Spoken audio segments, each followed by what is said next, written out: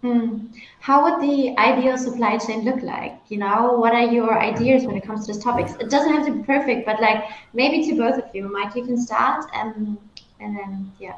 Yeah, so for us, being a global company, we manufacture on 3, 4 continents, and we a lot of our systems are proprietary. So we work with one supplier here in the U.S. and they're providing a proprietary solution to us, and now I have to get it to China or I have to get it to France and Mm-hmm. manufacture it there. Well, shipping is not easy right now, as with everything else. The time is doubled. So to get something that has a shelf life from the U.S. to Europe or China, by the time it gets there, sometimes it's expired or it gets stuck in customs, and they're trying to meet their customers' demand. So for us, the first thing to do is look at localization of raw materials. So can we get something similar or the same or by the same company or through partnerships without hindering the proprietary nature of it, but also getting them what they need and being able to manufacture the same thing. We say same, but it's got to be. When BMW wants something in Germany, they want the same thing in the U.S., same thing in Asia.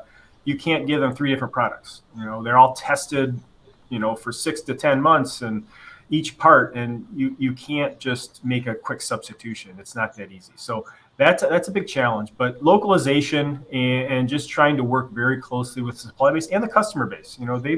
They understand the trouble we're having because they're having the same trouble. So we work as partners now, which is actually refreshing.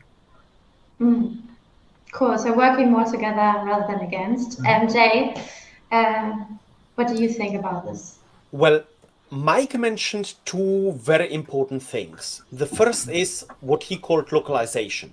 When we've been here in our think tank dealing with how should the future look like, how should the global supply chain look like in the future, we've been exploring trends like what we call here distributed manufacturing. So this localization means, in fact, that you are having reliable partners around your manufacturing, where you simply can get the local talents, you onboard them, you share, of course, your knowledge. The second important thing that Mike mentioned is partnerships.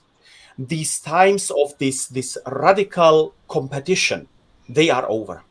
Without collaboration, cooperation, this high-end complexity that we see currently in our supply chains, we cannot survive. So here it goes really more into working together.